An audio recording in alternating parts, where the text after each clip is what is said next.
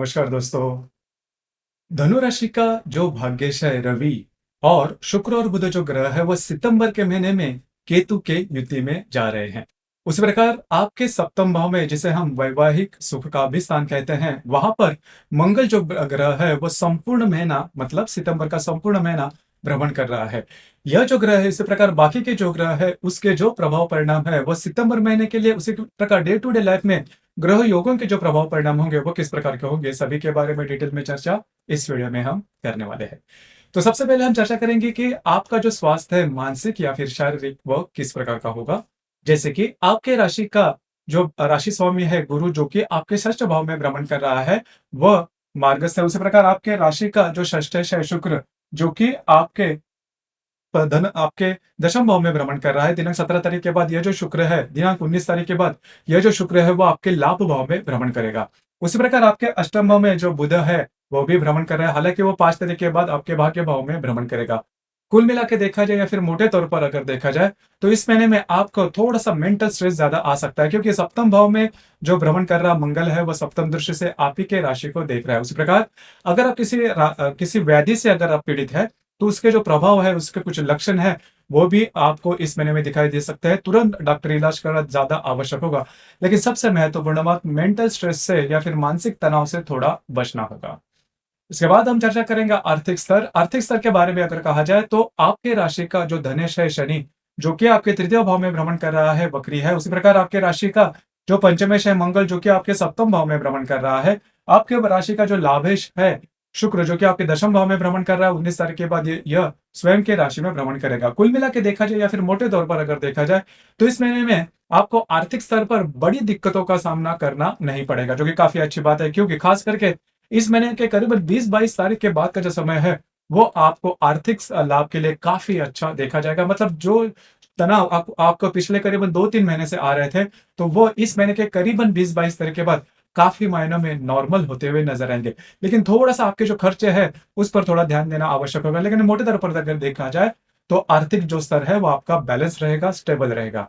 इसी प्रकार घर का जो सुख है उसके बारे में अगर कहा जाए तो आपके राशि का जो चतुर्थेश है गुरु जो कि आपके षष्ठ भाव में भ्रमण कर रहा है, उसी प्रकार आपके चतुर्थ भाव में राहु और नेपच्यून भी भ्रमण कर रहे हैं। तो घर के जो लोग हैं उनके स्वास्थ्य के बारे में खास करके ध्यान देना होगा। उनके साथ छोटी मोटी बातों के लेकर तकरार हो सकती है या फिर घर का जो वातावरण है वो ठीक नहीं रहेगा। आपको इसी के ऊपर थोड़ा सा ध्यान देना आवश्यक होगा। लव लाइफ के बारे में अगर कहा जाए तो आपके राशि का जो पंचमेश है मंगल जो कि आपके सप्तम भाव में भ्रमण कर रहा है। तो यहाँ पर 2-3 बातें जिस पर ध्यान देना आवश्यक है। आपके रिलेशनशिप में जो व्यक्ति होंगे उनके साथ छोटी मोटी बातों के लेकर मतभेद हो सकते हैं। उसी प्रकार खास करके जो गर्भवती महिला है उन्होंने खुद के स्वास्थ्य के बारे में ध्यान देना बहुत ही ज्यादा आवश्यक होगा। स्वास्थ्य की छोटी मोटी परेशानियां सामने आ सकती है, दिक्कतों का सामना करना पड़ सकता है, आपको थोड़ा सा अलर्ट रहना ज्यादा आवश्यक होगा। जो विद्यार्थी वर्ग है उनके लिए जो बातें हैं वो काफी मायने में ठीक रहेगी। मैं ये तो नहीं कहूंगा कि बहुत अच्छी रहेगी, लेकिन ठीक रहेगी। अगर आप अच्छे एफर्ट देते हो तो उसके जो रिजल्ट्स है वो भी आपको अच्छे दिखते हुए नजर आएंगे। इसके बाद हम चर्चा करेंगे वैवाहिक जीवन के बारे में। तो आपके राशि का जो सप्तमेश है बुध जो कि आपके अष्टम भाव में भ्रमण कर रहा है, 5 तारीख के बाद आपके भाग्य भाव में भ्रमण करेगा और करीबन 24 तारीख के बाद यह जो बुध है वो आपके दशम भाव में भ्रमण करेगा। लेकिन आपके सप्तम भाव में जो मंगल है वो भी भ्रमण करने जा रहा है। संपूर्ण महीना ये जो मंगल है वो आपके सप्तम भाव में भ्रमण करेगा। तो यहाँ पर 2-3 बातें हैं जिस पर ध्यान देना बहुत ही ज्यादा आवश्यक है। अगर आप विवाहित हो तो आपके जो वैवाहिक जोड़ीदार है वो आपके ऊपर हावी हो सकते हैं। इन चीजों पर थोड़ा सा ध्यान देना आवश्यक है। तो स्ट्रेस टेंशन है वो थोड़ा सा बना रहेगा। बस आपको इसी के जो मैंने शुरुआत में बात कही, तो आपके जो वैवाहिक जोड़ीदार है उनके साथ जो बातें हैं थोड़ी सी कॉम्प्लिकेटेड हो सकती है, जिसकी वजह से जो स्ट्रेस है वो आप पर बना रहेगा। वैवाहिक जोड़ीदार है उनके साथ आपकी ज्यादा नहीं जमेगी, थोड़ा इस पर ध्यान देना आवश्यक होगा। उसी प्रकार कार्य क्षेत्र के बारे में अगर कहा जाए तो आपके राशि का जो कर्मेश है बुध जो कि आपके अष्टम भाव में भ्रमण कर रहा है, भाग्य भाव में भ्रमण करेगा और भाग्य भाव के बाद यह स्वयं की राशि में आपके दशम भाव में भ्रमण करेगा। अब यहाँ पर रवि और शुक्र भी है, और सबसे महत्वपूर्ण बात रवि बुध शुक्र जो तीनों ग्रह है वो केतु की युति में ही जा रहे हैं आपके दशम भाव में। तो जो भी आपका कार्य क्षेत्र है उससे रिलेटेड किसी भी प्रकार के महत्वपूर्ण निर्णय इस महीने में बिल्कुल भी नहीं लेना। ये निर्णय चाहे छोटे हो या बड़े, रिस्क लेके कोई भी बात नहीं करना। हालाँकि आपको ऐसा लग सकता है कि आपसे ज़्यादा काम लिया जा रहा है या फिर जो भी आपका कार्य क्षेत्र है, वहाँ पर के जो सहकर्मी होंगे या फिर वरिष्ठ होंगे, उनके साथ डिफरेंस ऑफ ओपिनियन हो रहा है। लेकिन जो बात है, थोड़ा-सा पेशेंस से काम लेना होगा, क्योंकि जो प्लैनेट्स हैं, वो आपके फ़ेवर में ज़्यादा नहीं दिखाई देंगे, खास करके कार्य क्षेत्र से रिलेटेड। तो ध्यान रखिए। उसी प्रकार जो मैंने इसके पहले बात की, तो आपके जो वैवाहिक जोड़ीदार है, उनके साथ भी छोटी-मोटी बातों को लेकर दिक्कतों का सामना करना पड़ सकता है। थोड़ा-सा अलर्ट रहना आपको ज़्यादा आवश्यक होगा।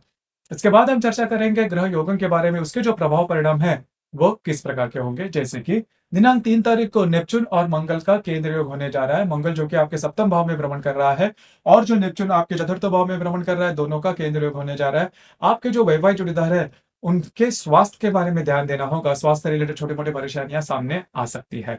इसी प्रकार दिनांक 4 तारीख को शुक्र और केतु की युति भी होने जा रही है। शुक्र जो कि केतु जो कि आपके दशम भाव में भ्रमण कर रहा है, उसके साथ शुक्र जो है वो युति योग करने जा रहे हैं। तो जहाँ पर आप काम करते हैं, वहाँ पर की जो महिला कर्मचारी रहेंगे, उनके साथ थोड़ा-सा आपका जो बर्ताव है, थोड़ा ऊपर-नीचे हो सकता है, छोटी-मोटी बातों को लेकर तकरार हो सकती है।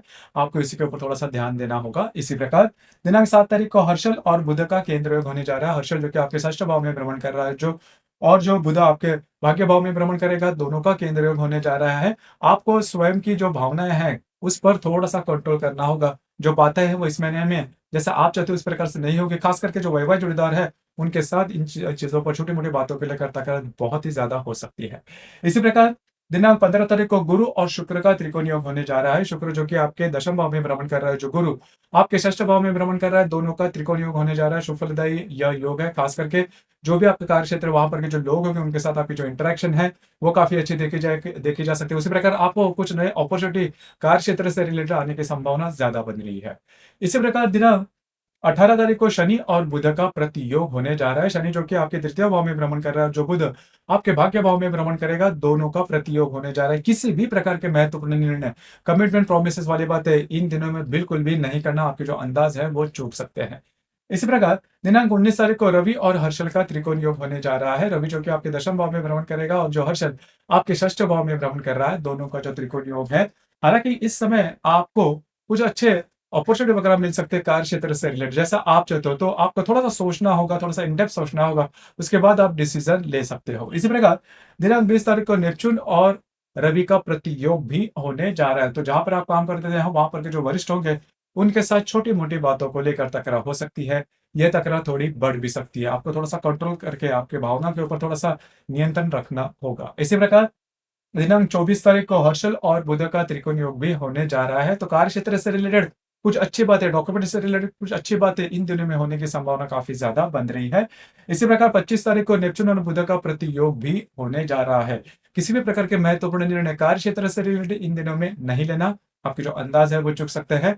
घर के जो लोग होंगे, खास करके आपके उम्र से जो छोटे व्यक्ति होंगे, उनके साथ भी छोटी-मोटी बातों को लेकर दिक्कतों का सामना करना पड़ सकता है। इसी प्रकार दिनांक 28 और 29 ये जो 2 दिन हैं, वो सबसे महत्वपूर्ण है, क्योंकि रवि और बुध इन दोनों की जो युति है, वो आपके दशम भाव में होने जा रही है।